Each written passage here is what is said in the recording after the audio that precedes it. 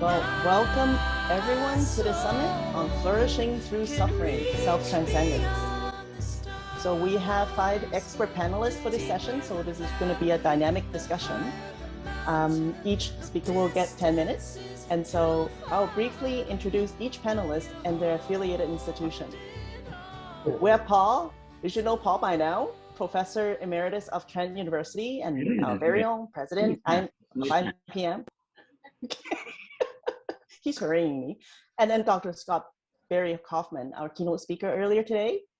Dr. José Rodríguez from California State University. Dr. Richard Cowden from Harvard University.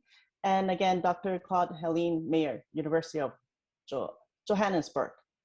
So now we will start with Dr. Wong. I'd like to welcome you to this symposium. And this topic of from suffering to flourishing is very close to my heart. If I can boast of one thing in my life, that is, I have suffered more than most people, yet by God's grace, I'm able to survive and flourish. I think that many in this room or taking part in this symposium can relate to that same. In public psychology, suffering is still a taboo word. You look at public psychology textbooks, most textbooks do not have a chapter on the public psychology of suffering. So today I invite you to consider that in order to experience true joy, in order to achieve sustainable flourishing, we need to go through the gates of suffering. Okay? In the next slide, I want to show you why suffering is not only inevitable, but also essential for suffering. So roughly, suffering can be, sources of suffering can be put into a 2x2 contingency table. Some sufferings are internal, if from within ourselves. Some are external, come from outside. Now this controllable and uncontrollable is more fuzzy. It is not a clear-cut thing. For example, negative emotions and thoughts often come from our unconscious mind. So often they erupt into our life and derail us or affecting our behavior. But what is in the unconsciousness is, in a way, is beyond our control, but they are also controllable. We are able to bring them to the conscious level, and that may require professional help. So you can see that often we suffer from our own bad decisions. We make bad choices. We do illegal or unethical things. Sooner or later, we will reap the fruit of our own sowing. Our unrealistic expectations of happiness and success can also cause us suffering, because when reality often is very harsh, we do not always get what we expected.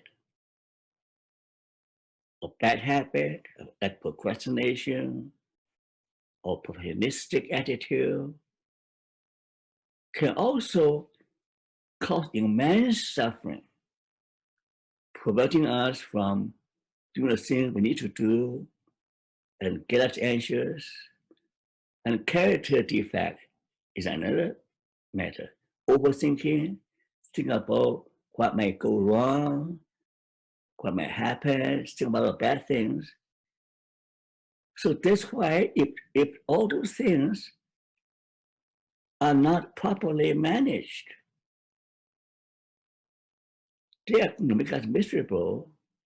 It doesn't matter how hard we try to be happy or to be successful. I have so many clients who desperately want to be happy. And I see so many friends who are famous part of psychologists. They know in their head how to be happy. But if this, all of this stuff are not handled properly, they can never be truly happy. And also there are other things that are uncontrollable, like the aging process. We all get old. We talk about, you'll learn a lot about in this conference that from the moment we are born until we die, there are many things are beyond our control. Losses, separations, sickness, and abuse and childhood adverse experience, especially experience of abandonment, experiences of being abused by parents or other adults. All these things can cause us misery. External things, pandemic, toxic people, toxic workplace, and dangers, and uncontrollable, say, like natural disasters, war, discrimination, the pandemic, bad government, economical recession, social injustice. So we are in front of us with cope with so many kinds of suffering. That's why Buddhists believe that life is suffering. So is Christianity. And existential psychologists also recognize that life is full of suffering. It's just a human condition. But the good news that we can transform suffering and turn it into flourishing. Okay. I can hear some suggestions. There are 5 steps or 5 stages, whatever we call it. There's a process involved. The first stage is to face suffering and learn how to embrace it as our forgotten twin, the other undesirable part of ourselves. Now, research has shown that the more we try to avoid suffering, the more we suffer. Paradoxically, the moment we face suffering, we take our stand and face it with a defiant spirit, face it with courage, then the monster will retreat. So that is an empirical fact. Okay, there's a lot of research supporting that. The second step is also supported by a lot of research. That is, when we suffer, we've tried to find out what is suffering, what does it mean? And Franco used to say that suffering is bearable if there's meaning. Some is unbearable if there's no meaning. So we have a capacity to understand what does this suffering tell me? What's the message it has? And more importantly, what's the lesson I can learn from this painful experience? So you'll be able to extract, wrestle out some meaning, some lesson, or some wisdom.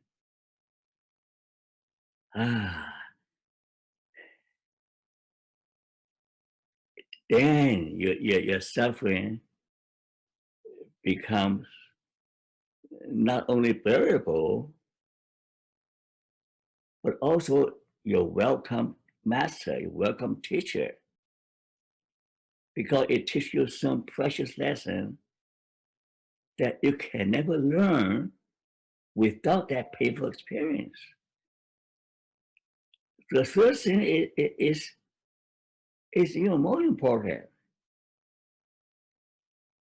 If you are able to harness all the negative energy and insight from suffering and channel it to fertilize the dark soil for your personal growth. Wow, that's amazing. You know what? I can honestly say that every rejection, every insult, every put down make me stronger, make me all determined not to be defeated. I'm still walking tall. I'm still full of energy and vitality, thanks to all my enemies. They try to destroy me, but unwittingly, they make me strong. So therefore, you probably have the same experience. You can also become stronger and better because you're suffering. The first point I want to make is that because suffering is inevitable, that makes us aspire of hope to transcend our small self, to connect with something greater, to connect with God, to connect with other people, to connect with something that was dying for. So by finding there's something greater, by finding a higher purpose, a greater good, then we not only become stronger, but we find ourselves disappear in the ocean. We discover that we're part of the vast ocean. So at that point, we have succeeded in transforming suffering. And what's the proof? The proof is that if you're able to transcend suffering, you'll be able to be what you are meant to be. You're able to fulfill your calling, your purpose, and produce the unique fruit to feed others that only you can give. So this is something for you to think about why going to the gates of suffering is essential, not only inevitable, but essential for your flourishing. And here is a picture that I favor. This picture, this image, represents the self-transcendence model developed by by Franco and expanded by me by incorporating ideas from Taoism, from Carl Jung. So basically, when we stick our roots into suffering, when we try to reduce our worst suffering, it forces us to cry out to God and to reach the highest ideal. It also forces us to seek help from other people to serve the common good. So as a result, we're able to produce fruits. And his self-transcendence can reduce suffering in several ways. Losing oneself in emotion of awe, losing ourselves in serving others, losing ourselves in worshiping God, losing ourselves in nature, losing ourselves in striving toward a higher purpose, losing ourselves in developing a pro-social and altruistic character. So our panelists will discuss aspects of self-transcendence. So I hope that we can all benefit from this symposium. Aha, I realized that I was muted. Now do you all hear me? Yes. Okay, let's share this again. Okay, you can see my slides. You can hear me, you can see me. I'm good to go. I will be precisely 8 minutes. I'm gonna go fast. Okay. You can have Healthy 10. No, it's okay. No, I'm gonna be super fast. Okay, healthy transcendence. So this is the concept of healthy transcendence that I try to put forward in my new book, Transcend. I defined healthy transcendence as an emergent phenomenon resulting from the harmonious integration of one's whole self in the service of cultivating the good society.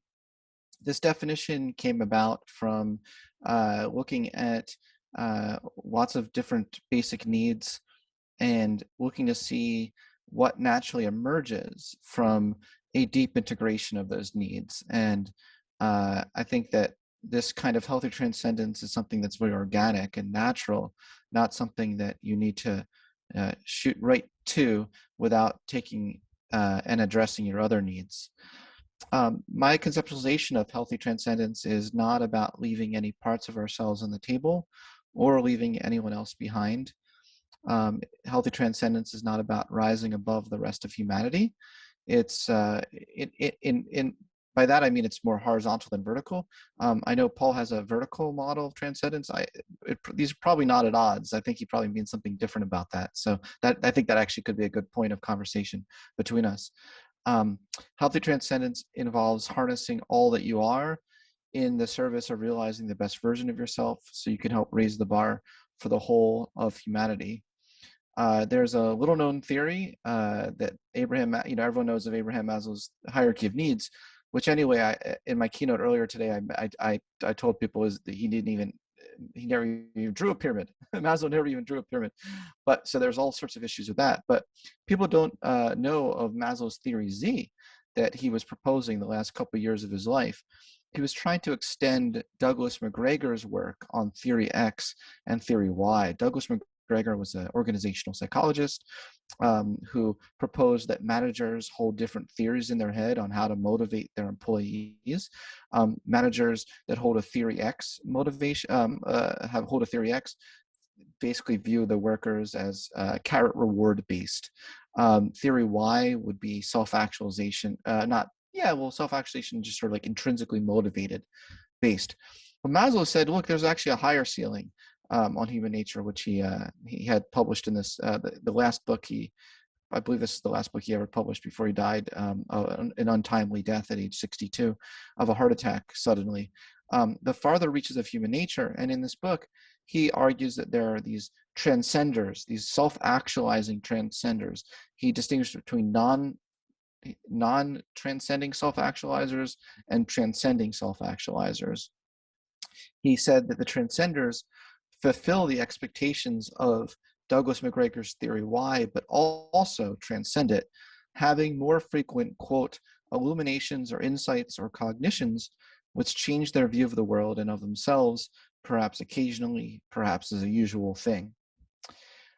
So he argued transcenders are, quote, meta-motivated by higher ideals and values that go beyond the satisfaction of basic needs and the fulfillment of one's unique self.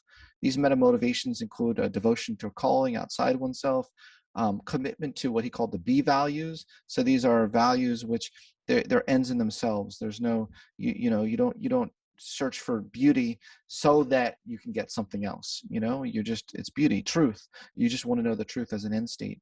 Justice, meaningfulness, playfulness. I love playfulness, by the way. That's probably my favorite one. Aliveness. David Yaden knows that's true statement. Uniqueness, excellence, simplicity, elegance, and wholeness. So all these kind of B values. And also a drive for peak experiences and plateau experiences. I'm going to talk about the plateau experience, another unknown or under-discussed part of Maslow's theory. So for these transcenders, deprivation of the B values can result in metapathologies. I think this is a really interesting concept, that frustrated idealism of the B values can cause meta-grumbles. So, people who are grumbling about their deficiencies, like of their basic needs, like I'm hungry or I'm lonely or nobody loves me, no one respects me, are a different kind of grumble than what Maslow called the meta-grumbles, which is like, oh, I'm grumbling that there's not enough justice in the world. I'm grumbling that there are grumbles outside of oneself. Do you know what I'm saying? I think it's actually a beautiful thing, a beautiful sort of poetic sort of language that Maslow used. Oh, there's not enough meaning. There's not enough beauty in my environment. It seems to be a different set of grumbles. Not only that, but Maslow argued that a lack of meta-grumbles actually could be an indicator of mental illness. or the inversely, having meta-grumbles is actually a marker of mental health. This kind of goes to the Erich Fromm sort of, to be sane in an insane society is the highest marker of insanity. You know what I'm saying? So it kind of puts a twist on things a little bit, and views things from a very transcendent perspective. I also really love this concept of dichotomy transcendence, which he also said was prevalent among transcenders. He said at a high level of consciousness, things that everyone else kind of is obsessed with as dichotomies: male versus female, heart versus head, lust versus love, good versus evil, national versus global, selfish versus unselfish, kindness versus ruthlessness, happy versus sad, mystical versus realistic. People who have a higher level, of this motivation of these transcenders are able to see these things as part of a larger whole. That each of these things are not dichotomies, but actually can be integrated as part of a larger whole. He used various phrases to describe theory Z thinking: healthy childishness, second naivete. He said it's the true integration of the person at all levels and the ability to seamlessly navigate between both the D realm and the B realm. That's why I have this like a metaphor of a seabird. A seabird can stay at the higher level, but can also swoop down and go to and go down to the deficiency level, if it wants to. It just has a great flexibility of different viewpoints. It also, theory Z is in touch with modern day notions of wisdom, that such as like psychoanalyst Deirdre Kramer. I love her work on wisdom.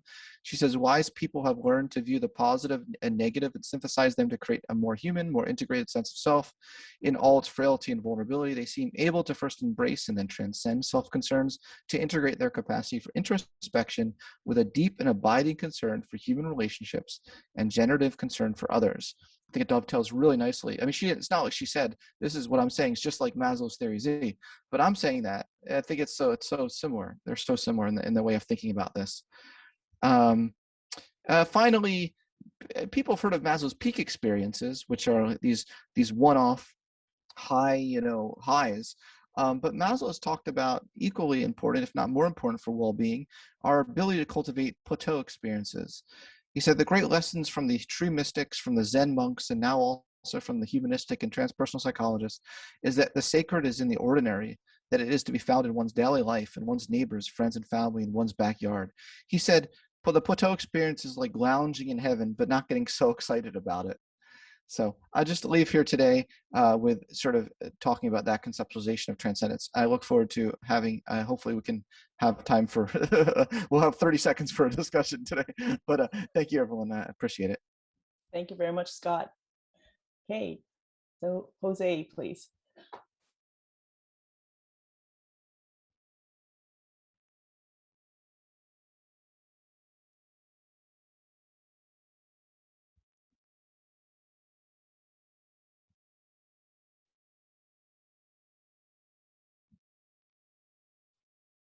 All right. All right, I am sharing, and here we go. Can you see me? Yes. Awesome. All right, thank you, everyone. And I just really appreciate hearing from Paul and Andrew and Scott, because I think it's going to dovetail nicely into what I'm discussing here. And I begin with a question. How can we flourish in times of suffering? So I stole that question from Paul. I'm sure he won't mind. And I have just a humble answer. One, self-transcendence through ethical self-cognizance. And today I want to talk a little bit about what that means. What does that mean exactly? It means moving beyond the ego by becoming aware of the roles that we play in minimizing suffering and enhancing the well-being of others. Part of what Scott was talking about in terms of generative concern for others and creating kind of a best version of ourselves. And I always like to ask, can we express this a little bit more poetically, just a little bit? And I like to say, I surrender all of me for all of you so that there's nothing left but us. And upon hearing that, you might say, that sounds like love, and it does. So let's put love in front of that. To love is to surrender all of me for all of you so that there's nothing left but us. And this is transcending your small self and to connect with something greater, as Paul said in number 4 there, and to produce unique fruits to feed others, right? And how does this process work? I want to look at the research by Emmanuel Levinas, a very famous philosopher from the 20th century. And Levinas talks about a totalizing project, which is any attempt to capture the essence of another person, including yourself, with complete certainty or absolute knowledge, what we commonly talk about as objectification. On the other hand, Levinas also talks about the fundamental ethical relation, the notion that there's a relationship with others, and this is primarily ethical, which means calling our sense of self into question, right? Who we are, transcending the small self for the sake of others, for the well-being of others. And he says what arises there is this ethical self, the self that arises or comes into existence in relationship by considering what we can do for other people. This also manifests as ethical responsibility, the moral obligation to place the needs of the other before the sense of the self, to consider the other as primary and the self as secondary. And there's a variety of questions that help me identify this in terms of identity. Who am I in this situation? In terms of intentionality, what is my purpose? In terms of agency, what can I do to be helpful? In terms of context, what does this situation need, or what is being asked of me? So identity, intentionality, agency, and context. And I want to just share an example. Imagine that you're walking down campus post-COVID, and there's an older woman who's carrying a bunch of boxes, and all of a sudden she stumbles, she falls, boom, and she's on the floor, and all her boxes are everywhere. What's your first response? For most of us, the first response is, God, what do I do? Oh my gosh, I want to be a helpful person. I want to play the role of a helper. I'd like to have the intention of seeing if she's hurt and helping in some way, maybe extending a hand, maybe lifting some of the packages off the floor, because this situation is requiring me to let go of my small sense of self and move beyond me to the otherness of the other, right? To create a best version of myself in the moment.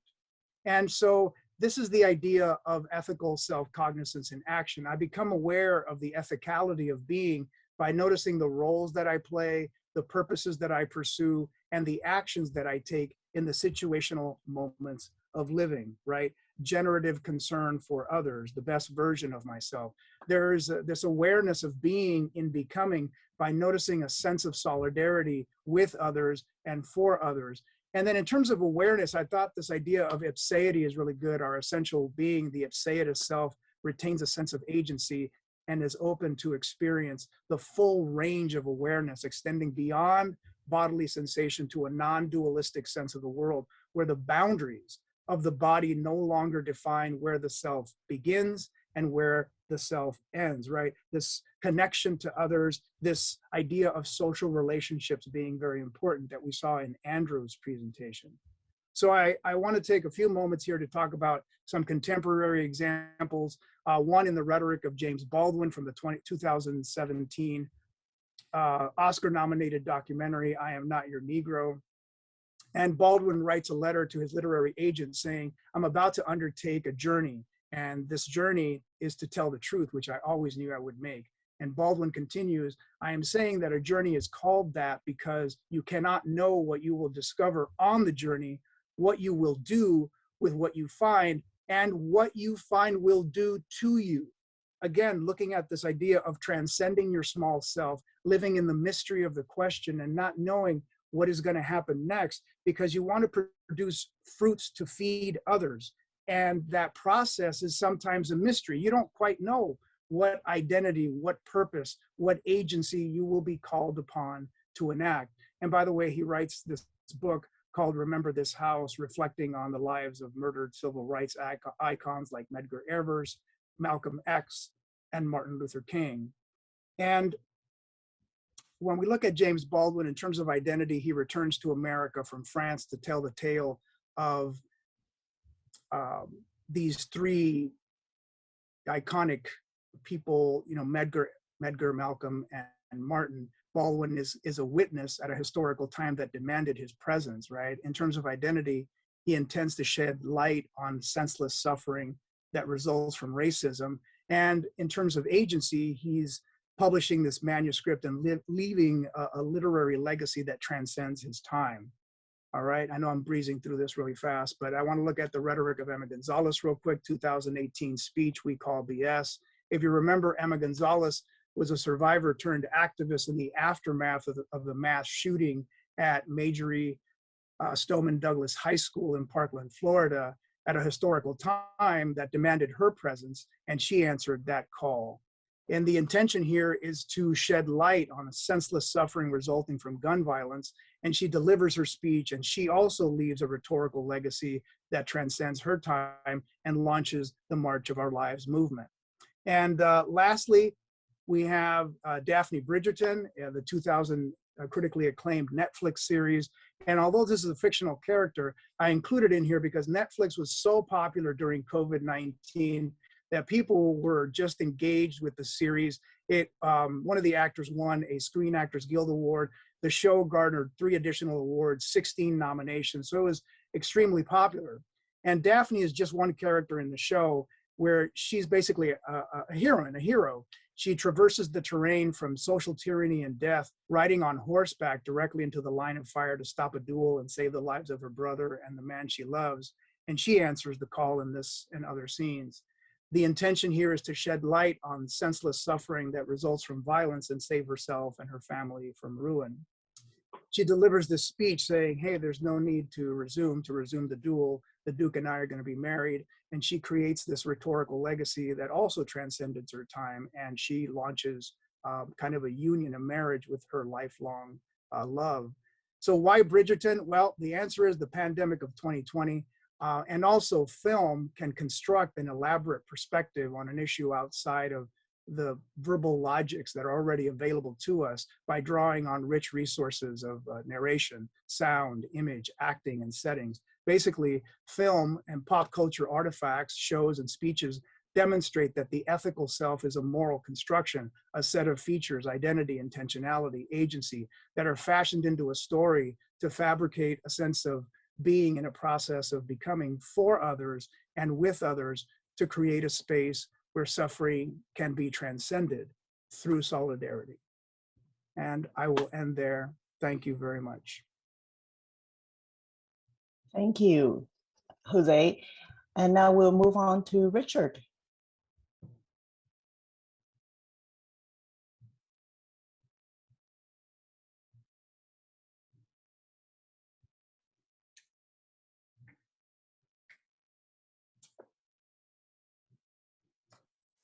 All right, good evening, everyone. Nice to be with you all, and thanks for the opportunity to join the conversation. It's been very interesting to listen in from the get-go. You know, as I was sort of reflecting on what I might discuss this evening, I thought that one of the ways that I could speak into this conversation is to briefly talk about how our work at the Human Flourishing Program, sort of how we've been thinking about the concept of suffering, measuring it, and then you know, some of the initial work that we've been doing to try to build a stronger body of evidence, empirical evidence, to substantiate the importance of looking at the determinants and implications of suffering for well-being. So one might view what I will discuss as sort of part of the initial steps that seem to be necessary if we're going to build a stronger body of empirical evidence that addresses the question of whether we can transcend suffering.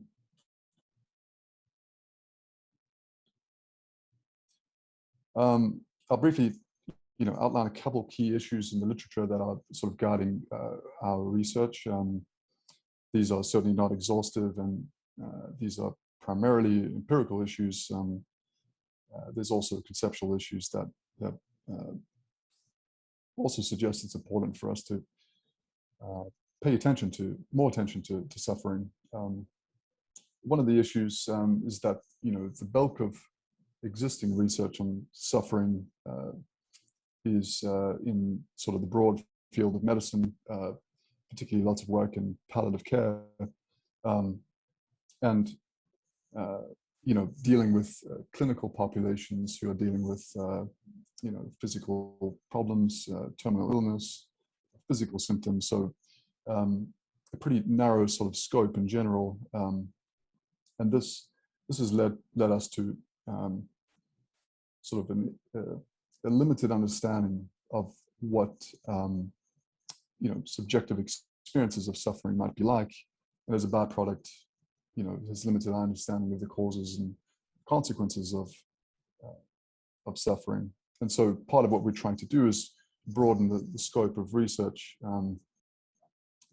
beyond, you know, those kind of more narrow contexts to other contexts, settings, and populations. One of the other issues that has come up as we've reflected on the literature on suffering is that, at least from a quantitative research perspective, is that you know, there are challenges in actually assessing suffering if one views it as a subjective experience, because it's enigmatic, and it's also very personal and sort of idiosyncratic, and so that poses challenges in terms of trying to measure it in a quantitative sense. But one of the challenges that's made this issue made this issue bigger, I suppose, is that you know, there's instances in the literature where suffering, or the assessment of suffering, is conflated with other forms of distress that may be closely associated, that may not actually coincide with the experience of suffering. So, for example, using items that capture symptoms of depression to assess some aspect of suffering, or supposedly do so. And so that brings about challenges in terms of trying to differentiate effects of suffering versus, for example, depression on say, well-being. And then perhaps the biggest issue we're trying to address is really strengthen the causal evidence linking suffering with well-being, and also trying to understand the causal determinants of suffering. The bulk of the existing you know, quantitative research on suffering is cross-sectional, which has certainly been helpful. But if we want to really delve deeper into understand the sort of causal mechanisms, both the determinants and implications of suffering, then we certainly need more longitudinal evidence, and we also need more experimental studies. I thought it'd be helpful to just briefly mention how we are thinking about suffering. and measuring it more specifically. So the definition that's guiding a lot of our work is that suffering is a negatively valenced, unwanted experience that is constituted by the loss or privation of some perceived good. And so we're approaching suffering from a subjective perspective, but that creates all sorts of potential issues in terms of measuring it quantitatively. And so we're sort of aware that in our approach to quantify suffering, so to speak, there may be nuances in an individual's subjective experience that isn't captured in the way that we have been measuring it so far. But as with many aspects of the literature, these things will evolve over time, I suppose. But in any case, we're trying to at least assess suffering in a way that doesn't conflate it with other forms of distress, and attempting to do so as best as possible. And so the current measure that we're using is called the Personal Suffering Assessment, and has seven items, each capturing different aspects of subjective experience of suffering. The first item looks at the extent to which a person feels they're suffering, and then the other 6 look at particular aspects, different aspects of their experience. The 6 aspects are, perceived intensity, the duration they've had to endure suffering, or expect to endure suffering in the long term, uncontrollability or perceived powerlessness over the experience of suffering, pervasiveness of it, whether the suffering, their experience has disrupted certain purposes in their life, and then finally sort of whether the suffering threatens who they are, their sense of self. And we've modeled suffering 2 ways, or a combination of ways. One has been, to sort of collapse all the items and look at an overall index of suffering. And the other way is to kind of look at the items individually, and that's been quite interesting because often the associations with criterion variables vary within populations or within samples, and also across samples too. So there seems to be some value in looking at some of these aspects more individually. So as I sort of alluded to, one of the things that we're trying to establish is that there's value in expanding the research emphasis beyond fields like medicine and related fields. And so, we spend a lot of time in psychology talking about suffering, but we don't spend as much time actually assessing it, trying to examine it as a sort of unique concept beyond more traditional kinds of mental health conditions and other forms of psychological distress, such as depression. So I just want to briefly mention a few points that seem to be relevant to making the case that we should spend more time attending to suffering as a unique sort of experience. The first is that suffering may not always occur with common mental health conditions. And in one cross-sectional sample of about 4,000 flight attendants that we followed longitudinally, we did follow them longitudinally, but this particular analysis was based on the cross-sectional sample. We found that about 10% who met criteria for depression using the PHQ-9 indicated they were not suffering at all. And then it was close to probably 60% who reported moderate to extreme levels of suffering did not meet the criteria for depression. And so if we fail to attend to or assess suffering itself, we may be missing out on the nuance of a patient's or client's phenomenological experience that could be important in terms of informing treatment. The second aspect is that we have found some support some evidence to suggest that suffering that occurs alongside mental health conditions may be associated with worse functioning compared to when mental health conditions occur on their own.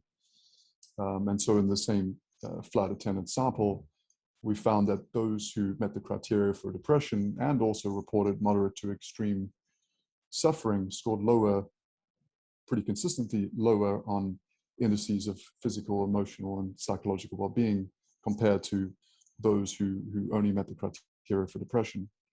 And so again, providing some sort of impetus to suggest that, you know, if we are not capturing or building suffering into our assessment and treatment approaches, we may be missing opportunities to better support clients that we see.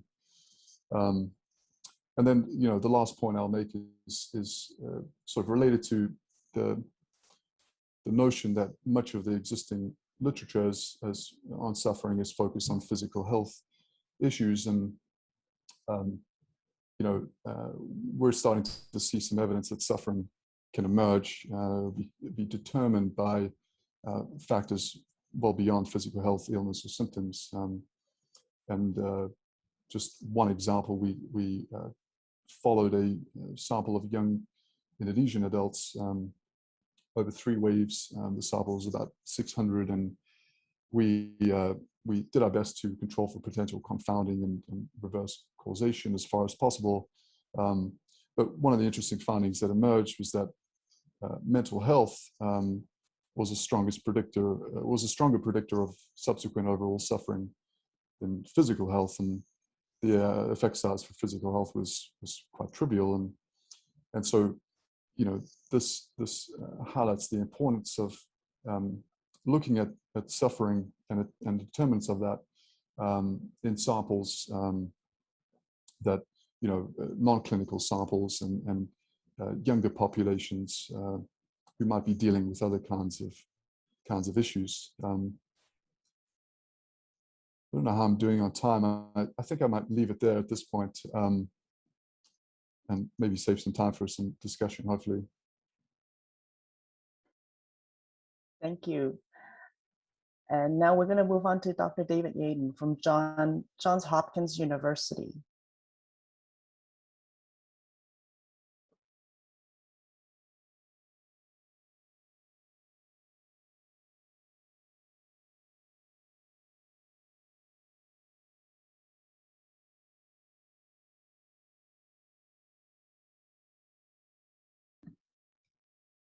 All right, can everyone see my screen? Great. Let's see, I'm gonna go to, there we go. Okay, so I'm gonna zoom through this. I'm gonna talk a little bit about self-transcendent experience, which is the umbrella term that I prefer. And then I'm going to move quickly so that I can talk about psychedelics, because I think that may add something interesting to our discussion. So here we go.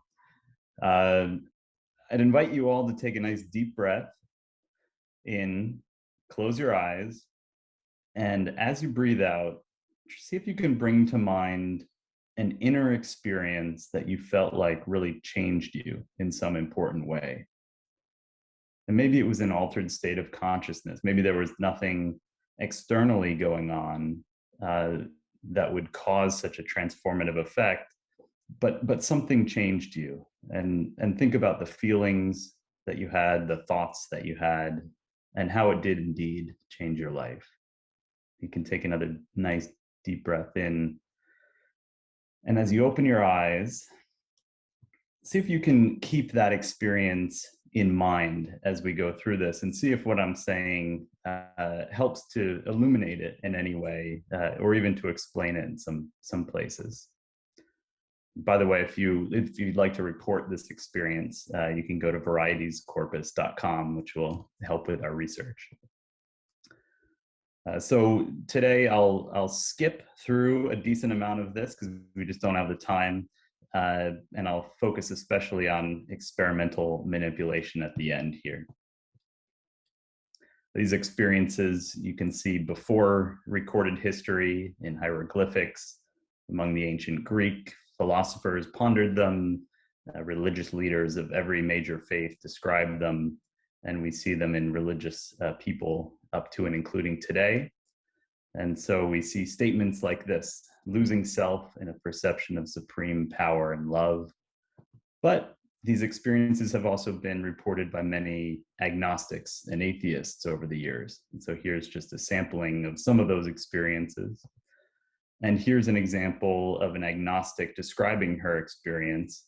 You'll notice that there are similarities and some differences between experiences reported by believers and non-believers, as well as those of different cultures, belief systems, and worldviews.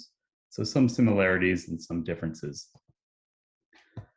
The philosopher Husserl provides a useful conceptual tool when thinking about these experiences, which is this notion of bracketing. And so the idea of bracketing is to focus on the experience itself, the thoughts, feelings, and emotions and perceptions related to the experience, and trying to bracket out the interpretations that might come from a belief system. Now, this distinction is porous. It's no hard and fast way to separate these things out. But I think it's a useful approach as we think about how to study these kinds of experiences scientifically. And it's precisely the approach advocated by William James in The Varieties of Religious Experience. We can call it a methodological agnosticism. So here's James advocating that agnosticism, saying that we can experience union with something larger than ourselves, but not providing a referent for what that something is, and saying that these experiences can consist of our greatest peace. So giving a pretty ringing endorsement there. I'm happy to say, finally, I have a book coming out that tries to bring William James's insights forward and reviewing psychology and neuroscience on these experiences in the past few decades.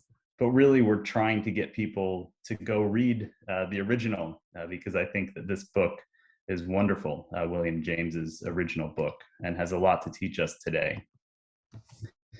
So when we talk about these experiences, there's a lot of labels and a lot of literatures.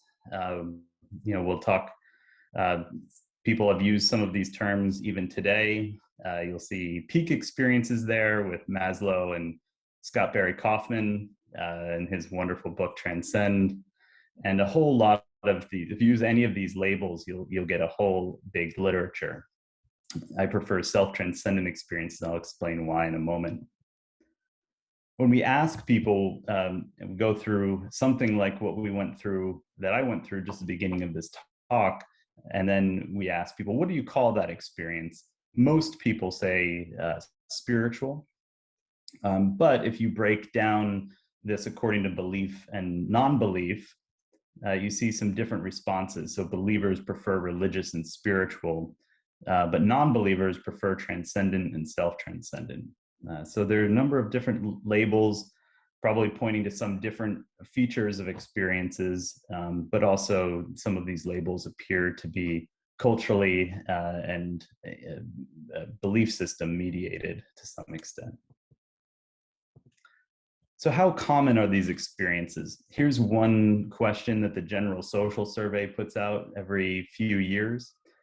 Have you ever felt as though you were close to a powerful spiritual force that seemed to lift you out of yourself? So in the chat, I'd invite you to provide your best guess of what percentage of the US would totally agree with this statement. So in the chat, just put your best guess of what percentage of people in the US, Americans, would agree with this statement. Usually I would go through and then look at the responses. They generally range from about 5% to 85%. People usually don't have a good sense for what this percentage is. But in this case, we have an answer. So it's about 40% of Americans will agree with this statement. And in my own data and in many Gallup surveys, we see similar numbers. So anywhere between 30 and 40% of people will endorse these kinds of statements, which means that about 1 out of every 3 viewers of this talk have had one of these experiences probably. And everyone here knows someone, family or friend, who has had one of these experiences. I use the umbrella term self-transcendent experience to describe constructs, common psychology constructs that involve a decrease in self-salience and increase in connectedness. These constructs are otherwise quite different, but they're related in the sense that they both have these subjective features. And you can see a rough kind of continuum of intensity, mindfulness and flow being not as intense as awe or peak or mystical type experiences. Now, some people might be thinking, what are you talking about? Never had one of these experiences. This sounds bizarre. I think awe is something that provides a flavor of the kind of experiences I'm talking about. And if you're around children, you see awe all the time. But it's not just young people. People of any age can experience awe. Here's Marty Seligman trying virtual reality for the first time, making a pretty classic awe face. And these features, the self-loss and connectedness, can actually be differentiated in interesting ways. These experiences on average are about 30 minutes or so, anywhere between a few minutes to an hour mostly. But despite their brevity, they can have very long-lasting impacts. So actually the majority of many samples say these experiences, the impact persists for years or decades. And they're mostly positive. So I think William James was right in that these experiences are mostly, but not entirely positive. And Freud was wrong in that these experiences are not mostly negative. So you see some strong negative, but really very little. Most people seem to be benefiting tremendously.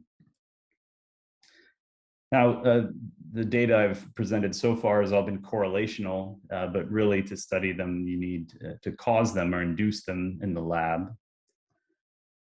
Something relevant to our discussion today, the life circumstances at the time of experience. We're talking about self-transcendence during suffering, so that does indeed seem to occur, but not exclusively by any means.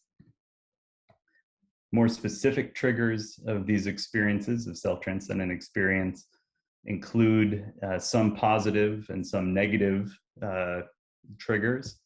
It's very difficult to find a red thread running through all of these various kinds of triggers. I invite you to see if you can find commonalities, and if you can find any, send them to me, because I'm interested to know what they are. Number of religions have developed practices and rituals intending to put people into these kinds of states, and we put together a book collecting these practices and rituals to help researchers examine them further. But after many attempts of using things like virtual reality and meditation and non-invasive brain stimulation, none of those things were nearly as intense enough to induce these experiences in the lab. And so I've included this slide for many years in my presentations. I'm happy now to say that I'm part of this group, because I think this is the future of this research, which is using psilocybin. Psilocybin is structurally similar to the neurotransmitter serotonin. It's a 5-HT2A partial agonist. And these substances are administered in a safe and supportive clinical setting. Here's a picture of the place where we do it in Baltimore at Johns Hopkins. And participants are given preparatory sessions, and there are integrative sessions to increase safety. Here's a picture of what this looks like. Participants are given very large doses of psilocybin. They're given eye shades and listen to soft music. And there's guides there, so if they want to hold hands with a guide, they're able to do that. Now here's a slide showing psilocybin compared to methylphenidate on a measure that was inspired by William James's work. And what you see here is a massive increase in feelings of unity, largely. from psilocybin over methylphenidate. Methylphenidate is Ritalin, basically. You see 2-month persisting positive effects for positive mood, altruism, positive behavior change, as well as community observer ratings of changes in participants' behavior and attitudes. And here's, I think, the most important slide in the past 2 decades of psychology. This is showing that 2/3 of participants who were administered psilocybin rate their experience within the top 5 most meaningful experiences of their entire life. So lying on a couch for 6 hours in a lab is about as meaningful as the very most meaningful moments, including graduations, weddings, etc. Depression is probably the first application that we'll see. The FDA has fast-tracked psilocybin based on the promising clinical results. This was published in JAMA just a few months ago, showing large and sustained decreases in depression after just 1 dose of psilocybin. And so this raises the question, will psilocybin be prescribed in psychiatric contexts? I think the answer to that is clearly yes, although that raises a number of concerns on its own. You can read about some of them here in an article I published on that topic. So the takeaways, I think William James provided a foundation for studying these experiences.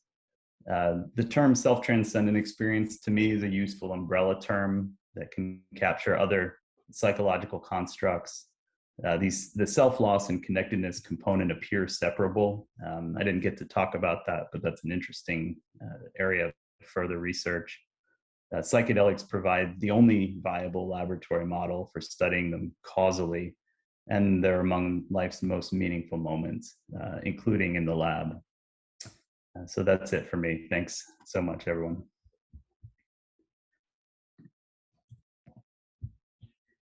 Thank you for that. And so we have Claude-Hélène. However, we are experiencing issues with her camera, and same with mine. And Claude-Hélène will take us away with, as a discussant to start the discussion. Thank you so much. Sorry you can't see me anymore, but I think, you know, it's 2:45 in the morning in Joburg, so I guess my camera has given up, or the line. Thanks very much for all of the contributions today. I'll just keep it short, but I think we've got so many interesting questions we could discuss here further on. And starting with Paul, looking at how flourishing can really help through suffering, we can always come back to the question, why is it essential to go through suffering? And several of you have asked this question in between their presentations, looking at self-transcendence and how it can really impact here.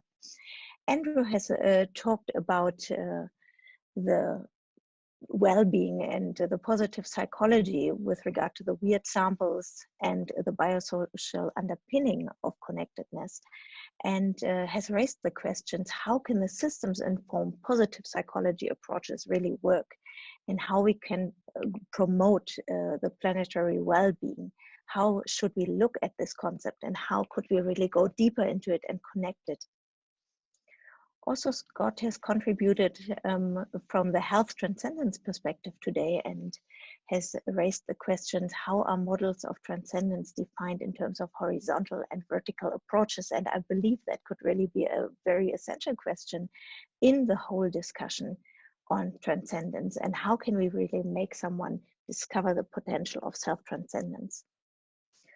Also, a big thank you to José, who has talked about identity, intentionality, and agency, asking the question, again, coming back to Paul, how can we flourish in times of suffering, but also bringing love into the discussion, and surrender, and how does love come into play when we focus on transcending suffering, the very essential question, and how do we transcend ourselves to transform suffering with our whole identity? And I've recognized there's quite a few questions are in the chat as well regarding to this topic. So if we could come back to that, it would be really interesting. Richard has then spoken about the importance of assessing suffering and the question, how do we measure the importance of suffering and its implications for well-being? Where do we find the strength of evidence on the determinants and implications of suffering? And finally, David has rounded off with looking at psychedelics and meaning and the inner experiences and how can they really contribute to that, and how can we maybe also look at the inner experience with regard to the focus on the experience of itself without interpretation, and really looking at transcendence in this regard. So just to keep it short from my side, thanks very much for these very interesting inputs. And I hope we have got a little bit of time to look at least 1, 2, 3 questions now.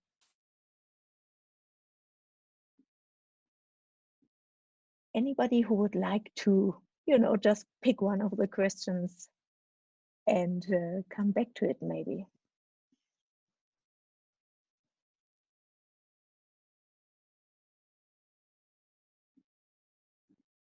José, would you like to contribute? So I'm just curious with David, the research on the clinical dosage or a really high dosage of psilocybin. What is that? What does that mean? Is it that 25 milligrams? Because I know there's all this stuff about, well, is in pill form, do you get the mushroom? I mean, there's all these interesting issues about dosage, and you're obviously doing it in a very clinical setting. So what is it that you are seeing is a very high dose and a very good dose for inducing those types of experiences that you're describing? Yeah, it's a great question. I was surprised at how high the doses are. They call it a heroic dose. And so you'd think that in a clinical setting, the average psychedelic dose would be substantially lower than what's used recreationally, but the opposite is true. And so actually it's the dose that's been shown to be most therapeutic is substantially higher. So yeah, you're exactly right, about 25 to 30 mgs. That's substantially higher than what most people would use recreationally. And there's very clean dose effect curves showing that the subjective features, the mystical type aspects are heightened in a very orderly fashion. And then as well, the therapeutic impact appears to be heightened in that dose effect way as well. So the microdosing research looks very sort of borderline effective, potentially not more effective than placebo. And so these heroic doses appear to be what's most therapeutic. I find that very interesting. Yeah, and that makes total sense, because we're going back to, how I would imagine Scott and Maslow talk about it as a peak experience. And because there is this peak mystical transcendent experience, it really sends a very different message across, I would imagine, the brain and the body. And it's what, the mystics talk about when they do meditation, or when they've entered into profound breath work, or whatever different systems are being used to allow that experience to happen. But in order for that to occur in a very controlled setting, I would imagine that the dose would need to be fairly high and controlled, and not like you're going to take a leaf, a little piece of mold, right, and just kind of put it under your tongue. I just don't think that's going to cut it, right? Yeah, I mean, Houston Smith, the professor of religious studies, used to put up different written descriptions of mystical type experiences, some psychedelic triggered and some not, some triggered from prayer or spontaneous, and classes would guess at chance. That's very difficult to differentiate the subjective reports. I find that fascinating. That's really what led to my interest in psychedelics. Yeah. Hey, David, is it required to have the beneficial effects of a psychedelic experience? Is it required to go on a visual hallucination trip? Like, what exactly is it? What's the mechanism, the cognitive mechanism that's causing the benefit? Would it be possible to like ever get the benefit and like figure out some way of doing it in a way where you don't actually, hallucinate? Yeah, it's great questions. I mean, figuring out the cognitive mechanism is currently my job. So I would love to know the answer to that. No, yeah, and that's an area of urgent research attention. And then the question as to whether the subjective effects are necessary at all is a very deep question. I'm involved in a public debate where I'm advocating that the subjective effects are indeed necessary for the full and enduring therapeutic impact. But DARPA, which is the government military funding agency, is pouring many millions of dollars into trying to create non-subjective psychedelics, so to get the therapeutic impact without the subjective effects. And I find that interesting. I think it's far-fetched that you could have the kind of long-lasting effects that we're seeing without any kind of subjective effects. Because I think the meaning-making aspect is essential, and the cognitive shifts, whatever they may be, seem to me important. There's also an ethical question, I think, of if you can provide one of the most meaningful experiences of someone's life and you choose not to. Of course, for some people they're contraindicated and it's a safety issue, but for otherwise normal, healthy people, there does seem to be something strange about withholding one of the most meaningful moments in life from someone when you could indeed give it. So yeah, both great questions, and I would love to know the answer to both of them, but I have to say I don't know. I'm glad that the research is in your hands, though. Yeah. Seriously, I really mean that. Yeah. I appreciate that. Thanks. There's a lot of work to be done and a lot of hands needed. Yeah. Right. So we're wrapping up the discussion. I know we ran a little bit of overtime, but I'm sure the attendees do not mind, because this is a very inspiring educational discussion. So any last comments before we wrap up? No. We're all good? No. Okay. All right. Well, thank you, everyone. Thank you to all our panelists for speed running their talk. Thank you. Thank you. Mega, thank you, Mega. Yeah, thank you. Yeah. This is Yeah. Olympics for sure. Yeah. It was like speed presenting, unlike speed dating. Thank you to all our athletes, panelists. Have a good evening. All right. Take care, everybody. Bye-bye. Cause I'm made of stardust, and my soul can reach beyond the stars. The deeper the valley, the higher the mountain. No distance is too far when you're holding on to hold. Sing me a sad song over and over. I'll be alright by and by. Let me be consumed in a love divine, to find where the treasure lies. I want to hear that small voice whisper to my forgotten soul. They say it's never too late to start again. What breaks your heart